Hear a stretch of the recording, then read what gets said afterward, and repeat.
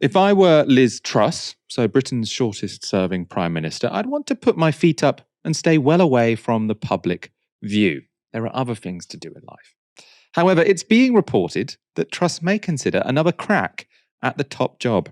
Kitty Donaldson is the UK political editor for Bloomberg, and she tweeted this. Exclusive! While many in the Conservative Party had assumed Liz Truss simply wants to remain influential following her chaotic stint as Prime Minister, her ambitions are rather higher. She's thinking of running again to lead. Now, that story seems to be based on 3 sources who said she could run. So it's not necessarily the case that she's about to launch a leadership bid. But whatever the reality is, Truss has been making an impact at Tory conference with a very well-attended speech. She was there to play the Thatcherite classics mostly and began by talking about business. We need to unleash business across Britain. We need people to want to invest in our country. We need businesses to be able to expand, to grow, to create new jobs, to create new ideas. That's why I'm calling upon the Chancellor at the autumn statement to put corporation tax back down to 19%. And frankly, if we can get it lower, the better. Because what we know is we know that when businesses are able to keep more of those funds, the future comes from. It's where the opportunities come from. It's where the jobs come from. And what we know is that at the moment, we're seeing businesses not locate in the United Kingdom. We saw AstraZeneca choose to locate elsewhere. We've seen small companies struggling with the level of tax and regulation. We've seen a flight out of Britain of high net worth individuals, third only to India and China, and in fact, ahead of Russia. Right now, corporation tax stands at 25%. A cut to 19% would take us back to last year's level, but it's unclear that that would make us more competitive than other major economies. Now, according to the OECD, Britain still has the lowest rate of corporation tax in the G7. And while it's true that AstraZeneca decided to build a factory in the Republic of Ireland rather than the UK, the rate of corporation tax there is just 12.5%, so one of the lowest in Europe. That means a return to 19% wouldn't necessarily have changed their minds. So should we be competing with small tax havens like Ireland or major economies like the rest of the G7? Well, Truss knows what she thinks. It doesn't seem like the correct answer to me. Truss also talked about cutting gas bills, recommending more North Sea exploration, and also fracking. It wasn't all repackaged Thatcherism, though. She also had a message on housing. The fact is we haven't built enough homes. And it's incredibly difficult if you're a young person to get on the property ladder. It's incredibly difficult to even rent a property in big cities like Manchester and London. It's just far too expensive. And whilst lots of members of Parliament talk about building more homes, it's very difficult to actually get them to vote for reducing the regulation that's stopping the homes being built. It's all about protecting newts or installing a bat bridge. That appears to be the priority rather than building homes. So I think we need to turbocharge the incentives. We need to incentivize local areas to build more homes through giving them tax breaks if they're prepared to get rid of that red tape. And I think we need to do it at a level so we are building 500,000 new homes every year. Now, I actually agree with Liz Truss there in part. I would love Britain to be building 500,000 new homes a year. I think we need shed loads more homes. I also like that kind of ambition, right? Sweden built a million homes in, I think, a decade, and that's a very, very small country. So that was very, very ambitious. Relevant here, though, Sweden did it with social housing. And if you look at the history of Britain, we had mass house building in this country when we also had social housing. So in the 50s and 60s, we'd often have 300 to 400,000 houses built a year, a rate we haven't reached in about 30 to 40 years, right? And that was because half of it was done by the private sector and then half of it was done by the state. So 200,000 social homes built a year in certain periods of the 50s and 60s, right? That's the kind of thing that Liz Truss won't talk about. If you just slash regulations, then what that's going to mean is probably quite a lot of low quality housing that all looks the same in the suburbs. If what you want is high quality housing that people want to live in, you do need some involvement from the state. Now, I'm not necessarily totally against planning reform. I do think that we need to reduce the power of of NIMBYs in the home counties. But I think unless someone is talking about social housing as part of that mix and the state getting really heavily involved as part of that mix, I don't think they're serious. Of course, much like Fashion Week, the story here isn't only about what happened on stage, but also who was in the front row of the audience. And when it came to Liz Truss's speech, that included Nigel Farage. He posted this to his Twitter. This is the Great British Growth Rally starring Liz Truss.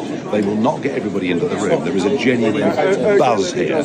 And these, of course, are Tory party members. They voted for her to become leader of the party and Prime Minister. And they weren't asked, of course, when she was removed. But even more importantly, it's the message. It's about helping small business, reducing taxes, and actually getting growth, which is the only way we get out of this mess. I've got to tell you, this is more exciting than anything happening in the conference hall.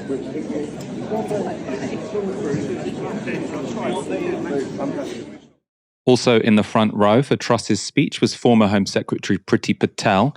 And Patel hasn't ruled out a bid to be the Tories' next leader. And this weekend on Sky, she took a swipe at Suella Braverman. Suella Braverman said in Washington last week that multiculturalism had failed. In what way was that helpful to Rishi Sunak? Well, I think you'll have to ask her and ask Rishi Sunak, to be honest. I mean, she's given a speech, and I think actually I did hear what your political reporter said earlier on, Sam Coates. To me, this is very much, making interventions, statements, but actually, Trevor, I think we have to be realistic here, that those are that's not a substitute for delivery around changes to policy in government.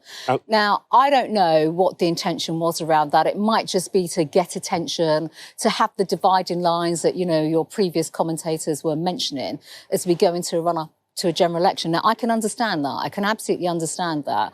But you and I are sitting here today, okay, we are the products of actual integration, multiculturalism, dynamic communities, people that love our country, want to contribute to our country, along with a hell of a lot of other people that have done exactly the same. And I think that's something we should be proud of in our country. Probably the first sensible thing I've ever heard Priti Patel saying. It takes someone as sort of right-wing and vicious as Suella Braverman to make Priti Patel sound reasonable. And of course, Braverman is one of a number of current cabinet ministers thought to be angling for the top job if and when the Tories lose the next election. But she and Patel could face stiff competition. Bloomberg write this: many Tories are working behind the scenes for a leadership run if the election goes badly, according to interviews with more than 24 Conservative lawmakers, advisors and donors. There are at least 13 would-be contenders to watch out for, said the people who spoke to Bloomberg on condition of anonymity. One member of Parliament said the subplot of Tory conference told in unsubtle speeches, fringe events and drinks at hotel bars was the battle for the future of the party. Another told Bloomberg that Sunak was already a lame duck. So lots of Tories are angling for position, but the person with the biggest spring in his step at Conservative Party conference isn't even a Tory. So you're here for the first time since perhaps 1987, 1988. Yeah. My first question is, are you had to rejoin the Conservative Party? Now, No. Would you like to share it with TV News viewers and listeners? I think that my presence here highlights the divisions within the party. Right. And the battle that will happen, I suspect, after the next general election. I went to the CDO dinner last night. Conservative Democratic Organisation. And these are rebellious group of Tories who feel the party's become unconservative, undemocratic. They're not really getting a choice to choose their own MPs as candidates, things like that. I see what they're saying. I see what Suella Braverman's saying.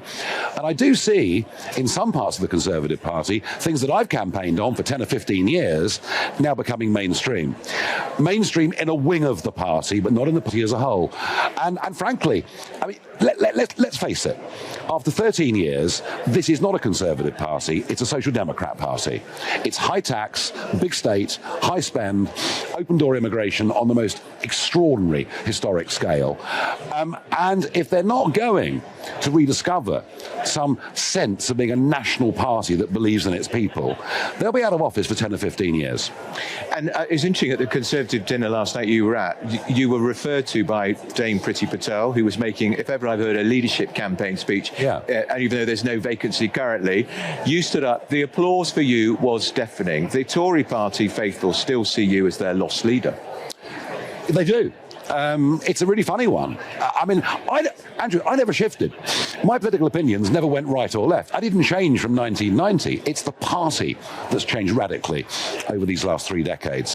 Now, of course, I disagree with Nigel Farage that the Conservatives are now some sort of social democratic party in favour of open borders. They obviously have pretty vicious border policy, especially when it comes to asylum seekers, and they're certainly not socially democratic. But Ash, he does seem to be right that when it comes to the grassroots and the future direction of the party, it has moved much closer to him over the past 30 years.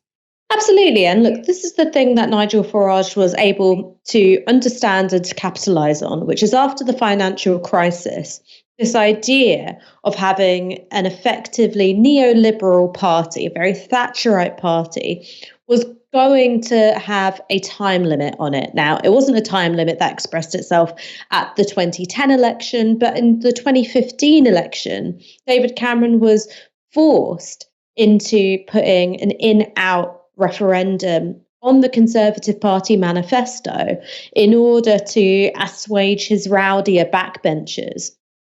Cast your mind back to the 90s and the 2000s, leaving the EU was a really, really marginal position, right? It wasn't something which most people, really backed or believed on. But when this idea of leaving the EU became a vehicle, a holder for all sorts of dissatisfaction with the status quo, that was something that could really, really pick up steam. And that's something that Nigel Farage understood. That's something that Dominic Cummings understood.